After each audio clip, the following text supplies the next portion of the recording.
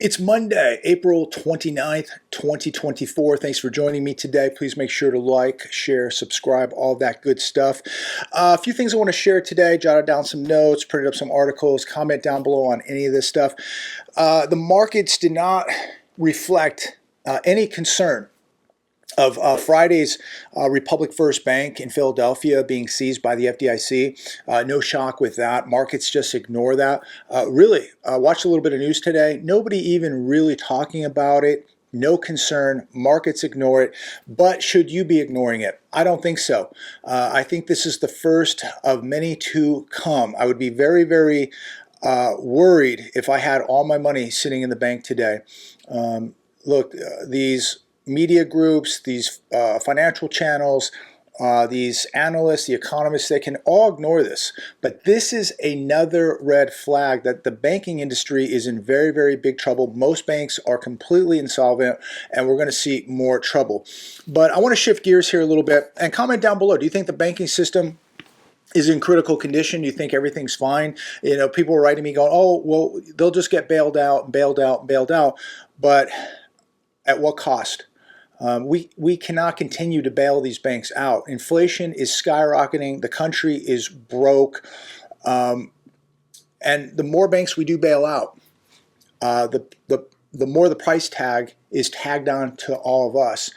And this is going to cause more inflation and more concern across the globe that things are out of control and that the Fed is losing control. But what's losing control is fast food.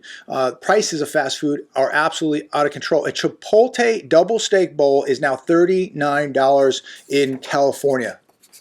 $39 here in the state of California. It says here, food away from home has risen 34 out of the last 36 months. So if you have gone out to eat lately, you know that prices continue to skyrocket. In the article, some gentleman was in town for a basketball game from Nevada. He ordered a double steak bowl, the same one he gets in Nevada that he pays $17 for. He came to California, he ordered the same thing. It cost him $39. Yet we're being told inflation is only 3.5%. And even a steak bowl, a double steak bowl in Nevada for $17, that to me is astronomical.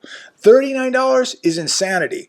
But yet they're telling us, don't worry, inflation's coming down. It's only 3.5%. What do you think inflation really is? Comment down below. It's no doubt in double digits. These numbers are just ridiculous that they're feeding us. Absolutely ridiculous. To think that inflation is 3.5%. Ridiculous. Here's another one today from CNBC. 29% of households have jobs but struggle to cover basic needs. They are one emergency away from poverty, one expert says. This is on CNBC today. And if you've been watching this show for a couple years, I've been saying this for years, that the average household is one emergency away from very, very big trouble. Some people are one emergency away from losing their house, their car, being homeless. People used to laugh at this stuff, but people aren't laughing now, because the same people that were laughing now have absolutely no money in their savings account. They're behind on their payments. They can barely pay their utility bills if they can. There's a lot of people that 2 or 3 or 4 years ago were laughing but are no longer laughing. And look, I have compassion for people. There's a lot of people out there that did not ask for this inflation, people that were going to work every day, paying their bills, not going out buying Dodge Chargers, not blowing their stimulus checks. They were doing the right thing, and they're being absolutely destroyed by inflation. Not their fault.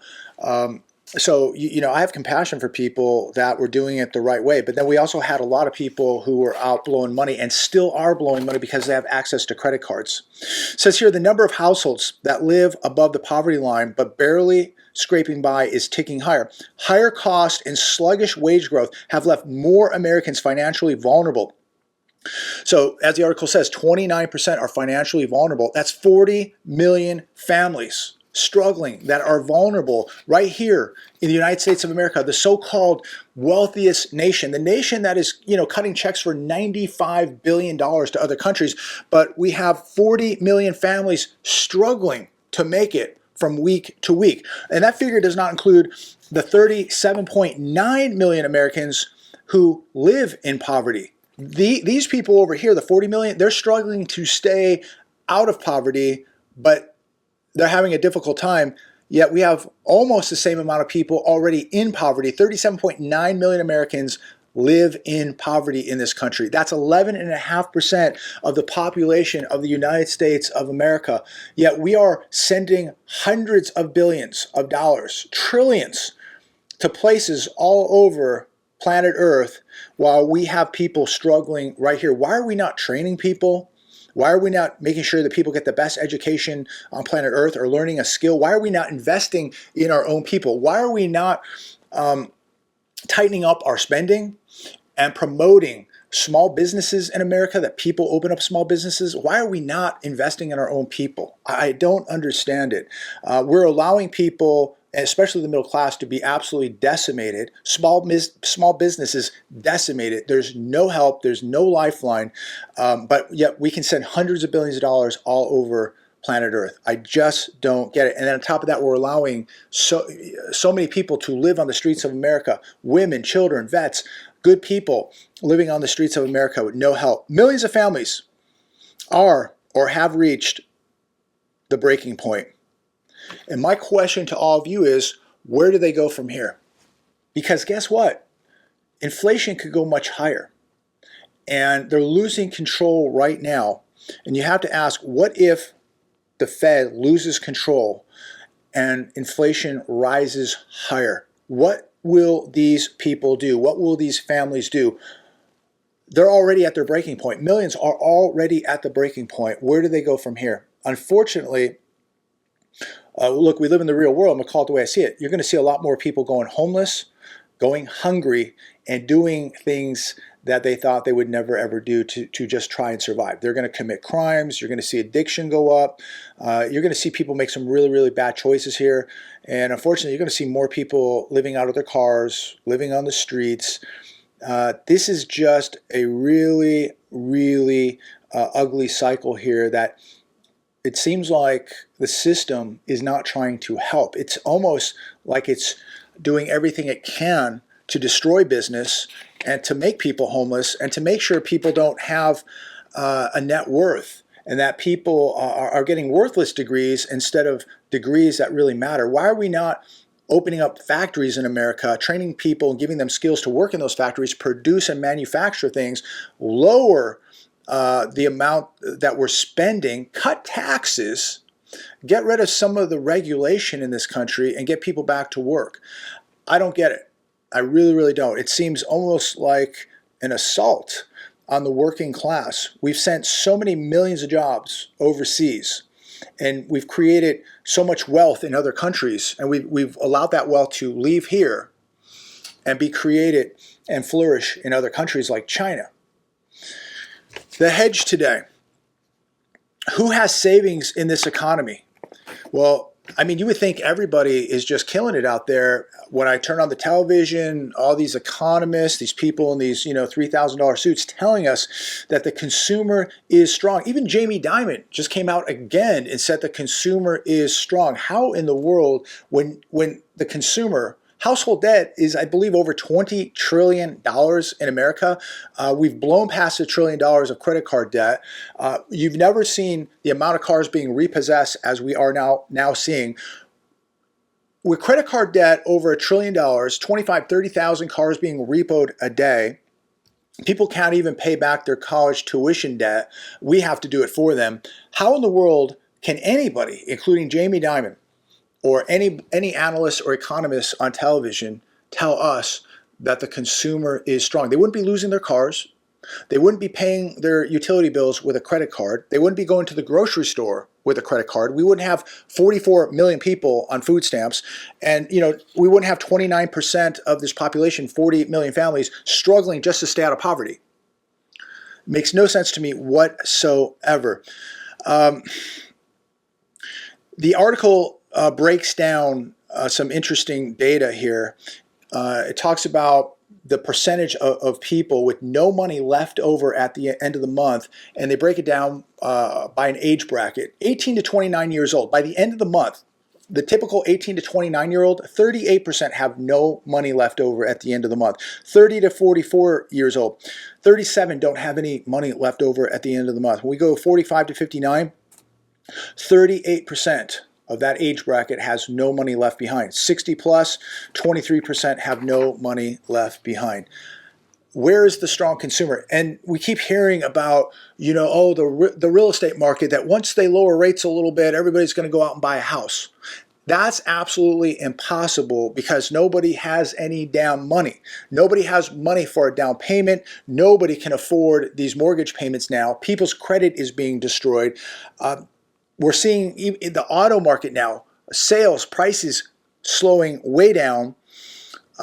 This is just a complete disaster. And go to the bank and try and get a personal loan, or try to go get an auto loan right now, or try to have your credit limit raised on your credit card and see how easy it is. They're denying more and more people. Another one from the Hedge today. Weaker growth and higher inflation. Why consensus was wrong? Because things are not improving. That's why. We need to see more production and manufacturing in this country and less spending. It's as simple as that. Cut taxes, start producing, open up these factories, open up the pipelines, get people back to work, cut taxes. I mean, when you think about how much we spend in taxes at the gas pump, at the grocery store, property tax, sales tax, everything has a tax on it, right? You order something online, they ship it, it's taxed. What is left? I mean, it's getting almost impossible to save any money whatsoever. And they continue to try to prop up the GDP of this country by unproductive spending. And the average American, while they're continuing to spend on unproductive type things, the average American is becoming more and more poor. Look, I think it's great if you want to spend on the infrastructure and roads and education, but we're spending it on missiles, military bases. We're writing checks to this country, that country, billions here, billions there. We're spending like $1 billion is like fairy dust now. It's nothing. But think about $1 billion if it was spent in your small town, if it was spent at your city, what it would do. $1 billion in the roads in my area would be life-changing, right? But they spend billions like it's nothing, and yet they send you nothing. They take more of your taxes, and you have no right and no ability to say where your tax money should go. And it's going to things we don't even really believe in, which I think is really, really a horrible thing. Just something I want to note. I was just looking at some of the car data yesterday. The start of April, the car lots had 3 million cars, trucks, and SUVs on them. 1 year ago, that number was 1.7 million. So we've now almost have double the amount of cars on the car lots than we did a year ago. Computer chips are now plentiful, and the cars and trucks are back. Used cars are back. I believe, and this is just my opinion, let me know your thoughts. I believe if you don't have to have a car, truck, or SUV right now, I think the best thing to do is exercise patience and wait a while. Repos are flooding the market. If you went back a couple weeks ago, watched our video when we were at the Mannheim auto auction, 10,000 cars at the auction, many of them repossessions. I think that at some point with the new car lots filling up and all these repos hitting the car auctions, which will go to the used car lots, it's a matter of time before prices are forced to come down. And people at this point now are forced to limit their spending, and they're refusing to pay these crazy payments. As I said, auctions are flooded, and at the auctions, they can't sell these cars. So they go right back out, into the field or onto the lot, and then they try to sell them the next week. At some point, these cars are going to have to be sold, and they're going to be sold much cheaper than what they were purchased for. And of course, the banks are going to take massive hits here, but this is going to allow, I think, some opportunities down the road for people looking for a good deal. There will be more discounts and incentives in the new car market and the used car market. Used car prices are down 13.8% in wholesale used car in the used car market. So that is almost 14%. That's a big number. So we'll keep our eyes on that. But again, if you don't have to have that new vehicle right now and you can wait, I think 6, 7, 8, 9, 10 months. I think there's going to be some really nice opportunity. Last thing I want to talk about. Foreign money being donated to these universities. We're all watching the news. We're seeing this division taking place at the universities, the violence. It's really shocking, to tell you the truth, to see the amount of hatred at these Ivy League schools for certain cultures. It is really, really shocking to see how much hate there is out there. And look, I don't like war. I don't like this hate. When you're threatening a group of people's lives, I think that is completely deplorable. But it's happening. But I'm looking at some of this data today, going back to 2012. Since 2012, some of the countries that are donating to these universities, these wealthy Ivy League schools, on top of the federal funds that are donated. I believe Harvard gets like $1.2 billion a year in federal funds, and other schools get almost close to that. And other schools get 200, 300, 400 million dollars in federal funds per year on top of the foreign money that's being donated to these schools. So your tax money is going to fund all this. But going back to 2012, Qatar has donated $3.2 trillion to U.S. universities. China, $1.7 trillion. Saudi Arabia, $1.4 trillion. United Arab Emirates, $635 million. Kuwait, $338 million. Russia, $141 million. I mean, I don't know how I feel about this. In fact, I don't feel too good about it that we have so many foreign countries donating to U.S. universities, many of these Ivy League schools. How do you feel about this? Comment down below. I want to know your thoughts on this. It's the same as these countries coming in and buying U.S. farmland. I do not feel good about that at all. Much of this farmland is very close to U.S. military bases. China has bought a lot of it. I don't feel. I think that should be illegal immediately. I don't think any foreign nation, especially one that is a communist country, should be buying farmland close to a U.S. military base. I think that is absolutely absurd. I think it's dangerous, and I think it should be banned and outlawed immediately. But foreign money being donated to universities, I have the same feeling. I don't think I like it. I don't think it's a good idea. I think it should be banned. I don't think these universities should be getting federal funds either. Why should we be paying for all this? I think it's completely wrong. I don't think the taxpayer should be paying for these universities, and I don't think foreign money should be paying for these universities either. Let me know your thoughts on that. I'm going to leave it there today. Somewhat of a quiet day, but we got a lot of stuff, a lot of news coming this week, and we'll be following it closely. Other than that, comment down below. Let me know your thoughts on anything you're thinking about, any of these articles I shared with you today. It is just, I don't know. I have a really, really bad feeling where all this is going. I think inflation is much worse than we're being told. I know the economy is much worse than we're being told. Unemployment much worse than we're being told. The job market, the 8.9 million jobs, we know that's a farce too. All this, the GDP numbers, the inflation, it's all manipulated. It's much worse than you're being told. And I pray that all of you are preparing, that you're all working on your defensive skills, that you're all working on becoming more financially independent, that you're walking close to God and becoming more spiritually in shape, and that you're all exercising situational awareness out there. We just had a Stagecoach, the big country concert. We had Coachella before that. To me, to be in a group of people like that with tens of thousands of people, I think you've got to be out of your mind. If somebody invited me to go out there, look, I'm sure it's a great time, but I just don't want to be in a large group of people like that. I think that's at this point, not a really smart thing to be doing. We're hearing so much about from Christopher Wray, the FBI, about certain people that are here in this country who have very bad intentions, and I think you got to be very careful out there. Big group of people, not probably not a smart place to be right now. But it can happen anywhere. So make sure you're exercising situational awareness, have a plan, be training, be proficient, the best that you can be. And I'm going to leave it there. God bless every one of you. Thanks for tuning in. Like, share, subscribe. God bless.